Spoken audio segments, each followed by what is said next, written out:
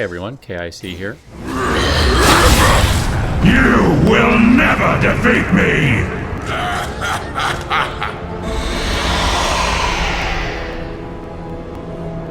You were defeated the moment you surrendered to madness. And that, of course, if you don't know, is Leoric, the Black King. Yes, I'm playing Diablo 3. Why?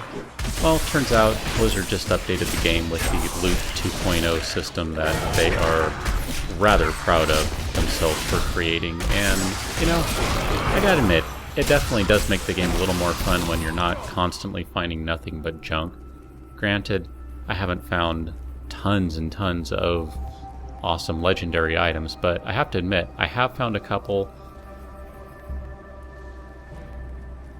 It beats the old method of looking around in the auction house and finding stuff there instead of actually playing the game to earn them. So anyway, as you can tell up in the top right hand corner, I'm playing on the Master difficulty. Blizzard changed the difficulty levels. It's no longer Hell, Inferno, etc. Now it's Hard, Master, Expert, stupidly difficult. I don't remember what they're called, honestly. But Master is, I want to say, somewhere around the middle. I decided to play it on Master because I don't have great equipment, and until I actually found a couple of things not too long before I got to Leoric here, it was not really going well. But as you can tell, I'm sitting here beating on him, and you're seeing some, I would guess, decent numbers coming out on criticals. 66,000 there, some 80,000s. Before I switched Wave of Light to the rune that blinds, or rather stuns enemies, I was seeing 200 plus thousand on criticals. And okay, there was 100,000 right there. But you can see 100,000 damage, that's maybe taking off maybe a pixel of his health. So clearly, you need to do millions of damage to have it make an actual dent. Which does make me wonder, how many millions of hit points does this guy have? And how many more would he have on the hardest difficulty level? As far as I know, they didn't change this encounter at all. But I thought it was a pretty good one to demonstrate how long it takes to kill a guy, or to kill one of the bosses on this difficulty if you don't have perfect top-of-the-line equipment. I'm really not sure how much faster it would go if I had great equipment. Like I said, even if I was doing 200,000 damage on every critical instead of 60 or 80, is it really going to make it go that much faster? I mean, sure, it would knock a couple of minutes off of it, but this is already going to be a long fight, you can tell by... We've been going a good couple minutes here, and I've basically taken off a third of his health. That's kind of insane.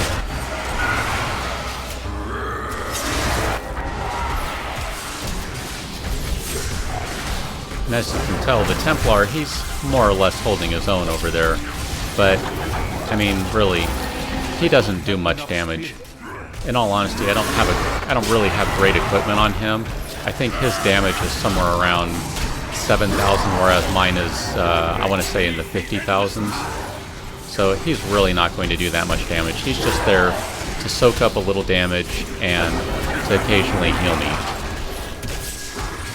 But just speaking about that for a second, yes, I'm not doing a ton of damage, and yes, I could change my skills and rune choices around and be putting out more damage, but if you're watching my health bar here, I'm not really getting that low. And I kind of took an approach when this difficulty was beating up on me initially. I took the approach that if I don't get hit, or if the monsters can't attack, then I can't take damage. Now while that's in some ways true, it doesn't really hold to be true if you have guys who have magma or poison that they just kind of leave on the ground. That will still do damage, but they're not going to hit you if they're stunned. See, as I said earlier, I have the rune that will stun on Wave of Light. Plus, as you can see, I also have been using the, I forget what it's called, Blinding Sight, I think is the skill That's slotted in number 3 right now. That will blind enemies. That gets you about 2-3 seconds of time there to just kind of wail on guys and hurt them where they can't hurt you because, well, they're blind. So, I don't know if this is the right way to go. I mean, the reason I did this kind of takes me back to the days of playing Dark Age of Camelot, and I played characters that had high evasion. And as you can see, I'm also using the mantra of evasion because, again, if you don't get hit, you don't take damage. If you don't take damage, well, you're not going to die. And that worked out pretty well for me in Dark Age of Camelot. I played Friar that got up to 50 without too much trouble, mostly soloing, and could solo quite a few things because of high evasion and some self-healing. And then I forget the other class I played. It's been too long, but I adopted that same strategy here, and so far, since switching to that, in addition to getting some additional maximum hit points, it seems to be working well. It's not the most exciting thing to watch because it takes a while to kill these guys, because you're not putting out huge numbers in terms of damage, but I find the versatility that I get from it to be a pretty fair trade-off.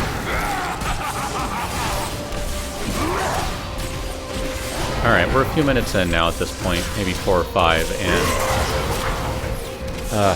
you know, finger gets tired from clicking. Sure, you can hold down, but I sometimes forget to hold the mouse button down instead of clicking relentlessly.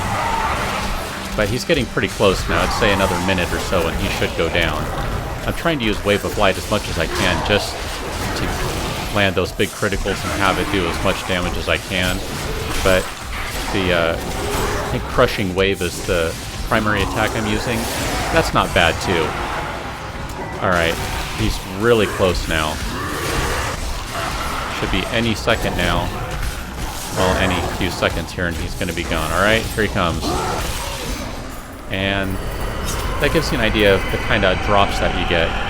So it looks like 4 blues, 2 rares, and then a boatload of gold. You're not guaranteed to get a legendary, but still, that's not too bad. So that's it for me. Hope you guys enjoyed. Play some Diablo 3. It's pretty fun again. Catch you later.